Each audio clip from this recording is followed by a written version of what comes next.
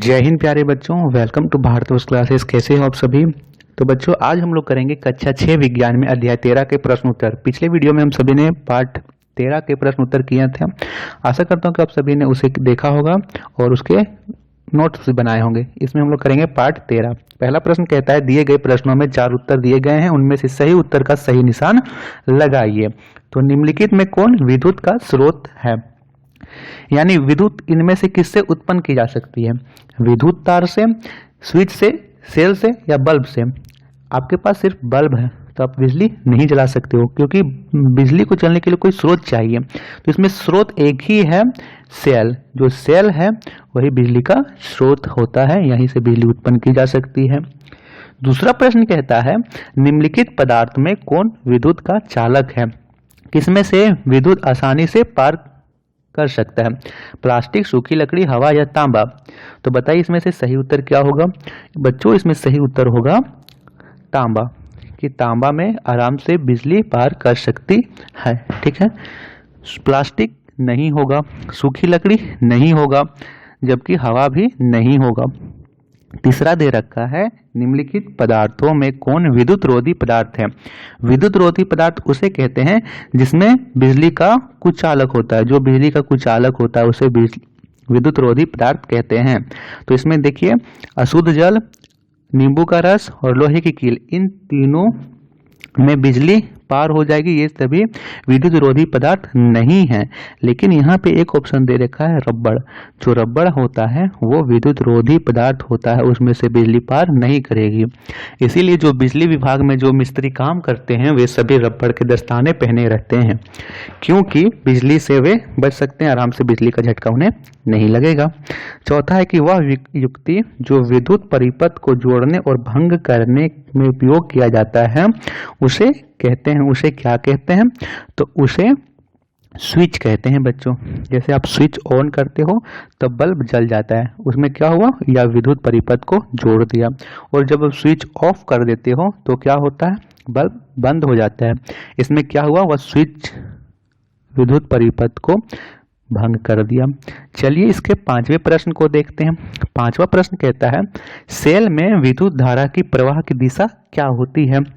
Cell के ऋणात्मक terminal से धनात्मक टर्मिनल की ओर, या फिर धनात्मक टर्मिनल से ऋणात्मक टर्मिनल की ओर, या फिर कभी धनात्मक तो कभी ऋणात्मक, या फिर इनमें से कोई नहीं। तो इसका सही उत्तर होगा ऑप्शन नंबर ख, कि वह हमेशा धनात्मक से ऋणात्मक टर्मिनल की ओर प्रवाहित होती है सेल में विद्युत की धारा। आशा करता हूँ कि आप सभी ने इस प्रश्न को अच्छे से देखा होगा। फ्रेंड्स वीडियो पसंद आ रही है तो चैनल को सब्सक्राइब जरूर कीजिएगा। करते हैं दूसरा प्रश्न। दूसरा प्रश्न कहता है रिक्त स्थानों की पूर्ति कीजिए।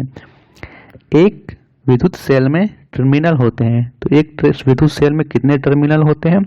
एक विद्युत सेल में 2 टर्मिनल होते हैं। तो आप लोग यहाँ क्या भरोगे, यहाँ भरोगे 2। दूसरा है कि विद्युत धारा, धातुएं विद्युत धारा की क्या होती है, सुचालक होती है। धातुएं विद्युत धारा की सुचालक होती है। धातुएं से विद्युत धारा आराम से पास कर सकती है। ठीक है, तो यहाँ भरोगे आप लोग सुचालक। तीसरा प्रश्न है विद्युत सेल में कौन से पदार्थ भरे होते हैं। तो विद्युत सेल में आप लोग यहाँ पे भरोगे, सेकंड मैं यहाँ पे मिटा दे रहा हूँ। सुचालक आप लोगों ने लिख लिया होगा, ऊपर में 2 होगा, आप लोगों ने लिखा होगा। मैं यहाँ पे जगह के लिए आराम से मिटा देता हूँ, उसके बाद में यहाँ लिख देता हूँ। देखिए यहाँ पे भरोगे तीसरा में विद्युत सेल में रासायनिक। विद्युत सेल में कौन से पदार्थ भरे होते हैं बच्चा, रासायनिक पदार्थ भरे होते हैं, यहाँ पे भरना है। गैस साधारणतः विद्युत के क्या होते हैं, जो गैस हैं वो विद्युत के कुचालक होते हैं, क्योंकि गैस में विद्युत धारा प्रवाहित नहीं होती है। ठीक है। तीसरा है कि विद्युत सेल किस ऊर्जा में बदलता है। तो इसका उत्तर में लिखोगे कि विद्युत सेल यहाँ पे रासायनिक ऊर्जा को, क्योंकि विद्युत सेल पे तो क्या भरा हुआ होता है, रासायनिक पदार्थ। तो विद्युत सेल रासायनिक ऊर्जा को विद्युत ऊर्जा में भरता है। यहाँ पे क्या भरोगे 5वां में, पहले तो यहाँ पे भरोगे रासायनिक ये वाला, उसके बाद भरोगे विद्युत। ठीक है, विद्युत भर देना है। करते हैं अगला प्रश्न। तीसरा प्रश्न कहता है निम्नलिखित कथनों के सामने सही या गलत का निशान लगाइए। जो गलत है उसे गलत करेंगे और जो सही है उसे सही करेंगे। विद्युत सेल में धातु की टोपी ऋणात्मक टर्मिनल होती है। धातु की टोपी, तो ये गलत है, वो ऋणात्मक टर्मिनल नहीं, धनात्मक टर्मिनल होती है। टॉर्च के बल्ब में तंतु के भंग रहने पर भी बल्ब दीप्तमान होता है, तो नहीं, जब उसका फिलामेंट ही भंग हो गया तो वो फिर कैसे जलेगा, नहीं जलेगा, गलत है। विद्युत धारा धातुओं से होकर प्रवाहित की जा सकती है। जी हाँ, बिल्कुल सही। अभी हमने देखा कि धातुएं विद्युत धारा की सुचालक होती है, तो विद्युत धारा धातुओं से आराम से प्रवाहित हो जाएगी। चौथा प्रश्न है, विद्युत परिपथ बनाने के लिए धातु के तारों के स्थान पर जूट की डोरी प्रयुक्त की जा सकती है। यहाँ देखिए जूट की डोरी, तो जूट की डोरी में विद्युत धारा प्रवाहित नहीं होगी क्योंकि जूट की डोरी धातु नहीं है, तो ये गलत है। ये क्या है, ये कथन गलत है। अगला कथन देता है, विद्युत धारा थर्मोकोल की शीट से प्रवाहित नहीं हो सकती है, तो ये बात सही है कि वह नहीं होगी थर्मोकोल की शीट से प्रवाहित। तो चलिए करते हैं प्रश्न संख्या 4। चौथा प्रश्न कहता है कि व्याख्या कीजिए नीचे दी गई व्यवस्था में बल्ब क्यों नहीं दीप्तमान होता है। तो आप लोग इस पिक्चर को ध्यान से देखो बच्चा, तो इस परिपथ को बनाने में तार के एक सिरा को बल्ब यहाँ पे पेचकस के लोहे वाले पार्ट से जोड़ा गया है और दूसरा में यहाँ पे पेचकस के प्लास्टिक वाले पार्ट से जोड़ा गया है। तो यहाँ पे प्लास्टिक से तो विद्युत धारा प्रभावित होगी नहीं, इसीलिए इस परिपथ में बल्ब दीप्तमान नहीं होगा। यही जो आंसर हम लोग लिखेंगे, इस अवस्था में बल्ब दीप्तमान नहीं होगा क्योंकि इसका एक सिरा धातु के साथ जुड़ा है। प्लास्टिक विद्युत की कुचालक होती है, इसलिए इसमें धारा प्रवाहित नहीं होगी। ठीक है, पांचवा प्रश्न करते हैं।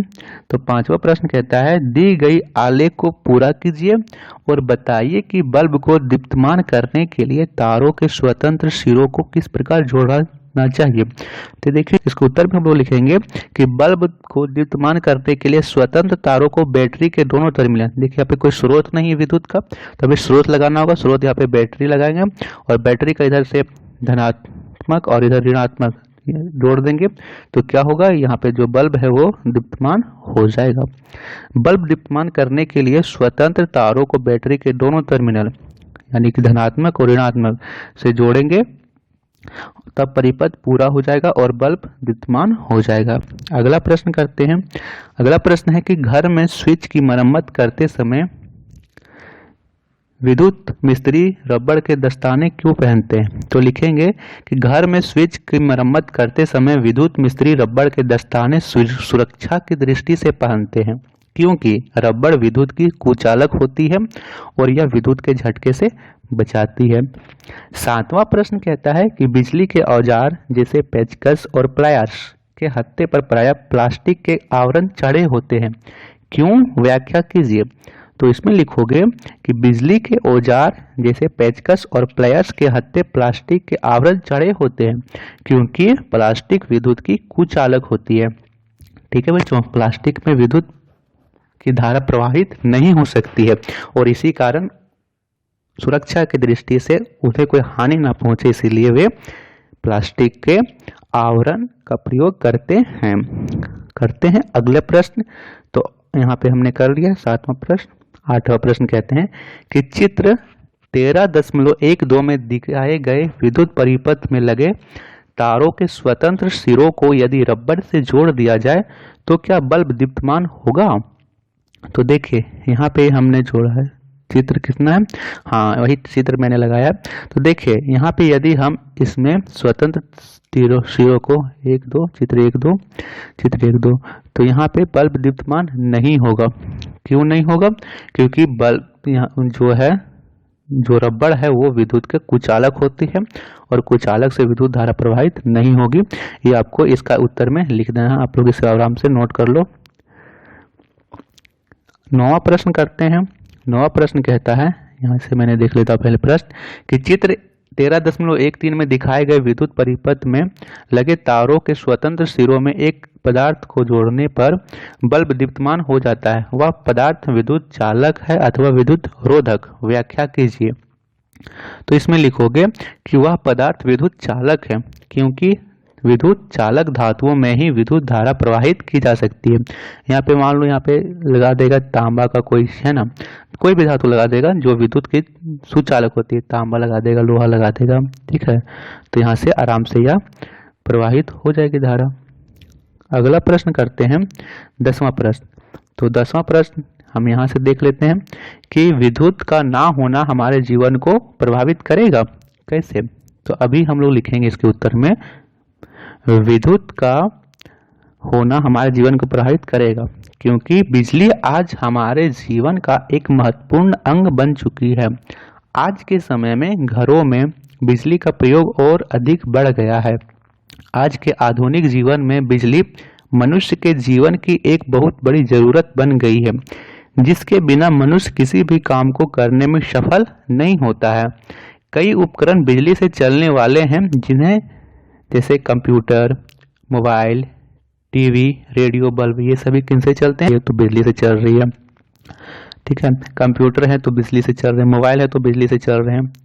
बिजली हमारे लिए एक वरदान की तरह भी साबित हुई है और कई मामले में वह अभिशाप की तरह भी साबित हुई है। लेकिन सुरक्षा की दृष्टि से देखे यदि हम उसका अच्छे से उपयोग करें तो वह एक वरदान की तरह ही साबित हुई है। तो ये है बच्चों, आशा करता हूँ कि आप सभी ये प्रश्न नोट किए होंगे। आप सभी को वीडियो पसंद आई हो तो हमारे चैनल भारतवर्ष क्लासेस को सब्सक्राइब जरूर कीजिएगा और वीडियो को लाइक शेयर भी जरूर कीजिएगा। धन्यवाद बच्चों। नेक्स्ट वीडियो में हम सभी करेंगे पाठ का कमाल है उसके प्रश्न उत्तर। आप सभी को उस पाठ को पढ़ के आना है। आप सभी उस वीडियो को भी जरूर देखिएगा। धन्यवाद बच्चों।